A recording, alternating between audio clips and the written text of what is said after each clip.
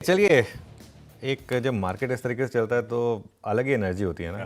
खैर फ्राइडे को वैसे ही अलग एनर्जी होती है, लेकिन उसमें साथ में मार्केट इस तरीके का जुड़ जाए तो और अच्छी चीज़ है। पिछले फ्राइडे और आज में क्या दुनिया बदल गई है वैसे। पिछले फ्राइडे हम सब सोच रहे थे क्या होगा, एस्केलेशन, वीकेंड पे भी काम कर रहे थे, सब कुछ हो रहा था। और होपफुली मैं जल्दी नहीं बोल रहा हूँ, लेकिन ये वीकेंड फाइनली लग रहा है कि एंजॉय कर पाएंगे। और टीम ने भी पूरा लगातार इतने दिन काम किया, पिछला वीकेंड पूरा कहाँ चला गया पता ही नहीं चला। तो टीम को भी एक ज़रूरत है एक इस जो वीकेंड आ रहा है इसमें एंजॉय करने की। तो देखिए कल क्या हुआ। कल एफआईआईज़ ने कैश और एफएनओ दोनों में ख़रीदारी की। कैश और फ्यूचर्स में मिलाकर करीब करीब 16,000 करोड़ की बाइंग हुई। 16,000 करोड़ की बाइंग हुई कैश और फ्यूचर्स दोनों में मिलाकर। और आप देखिए मंगलवार को जितने शॉर्ट्स जोड़े थे ऑलमोस्ट कवर हो गए। मैं ऑलमोस्ट कह रहा हूँ क्योंकि सारे नहीं कवर हुए, कुछ में अभी भी थोड़ी सी हिम्मत बाकी है, वो उनकी आज टूट जानी चाहिए हिम्मत, क्योंकि जो बाकी के बचे कुछ शॉर्ट्स हैं उनका मार्केट आज कचूमर निकाल देगा मेरे ख्याल से। Again let's see. अच्छा, कल ना इंडेक्स फ्यूचर्स में 20,000 शॉर्ट कवर हुए और स्टॉक फ्यूचर्स में 1 लाख शॉर्ट कवर हुए। जी। और कल मैं और वीरू जब बात कर रहे थे तो ये डेटा हम एक्सपेक्ट कर रहे थे कि इतना तो आना चाहिए शॉर्ट कवरिंग।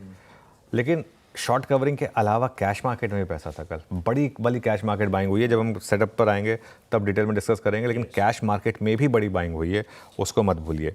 आज कोई बहुत ज़्यादा नंबर्स नहीं आने वाले हैं, सिर्फ एक BHEL है। BHEL इंपॉर्टेंट है क्योंकि वो इकोनॉमी के हिसाब से इंपॉर्टेंट पैरामीटर है, तो इसके लिए BHEL पर नज़र रहेगी।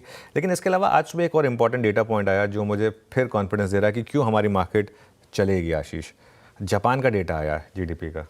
0.2% इकोनॉमी कॉन्ट्रैक्ट हुई है। जितना आप एक्सपेक्ट कर रहे थे उससे ज़्यादा कॉन्ट्रैक्ट हुई है।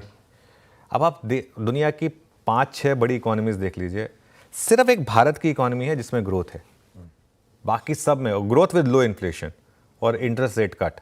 मतलब इससे बेटर कॉम्बिनेशन नहीं मिल सकता। हाँ, हम महंगे हैं, बट अच्छी चीज़ हमेशा महंगी होती है, हमेशा महंगी रहेगी।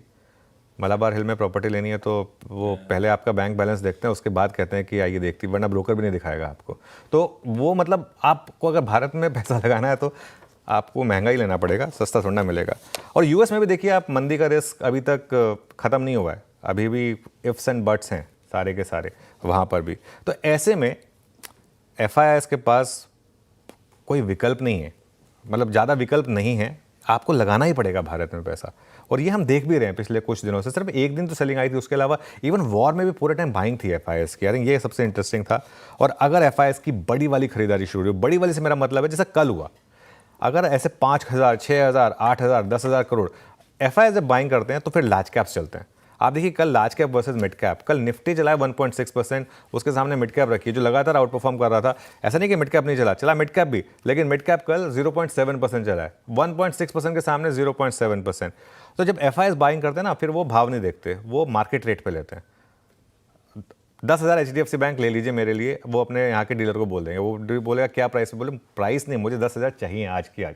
तो वो इस तरीके से फिर ऐसे मूव्स आते हैं जब एफआईआईज़ चलते हैं तो।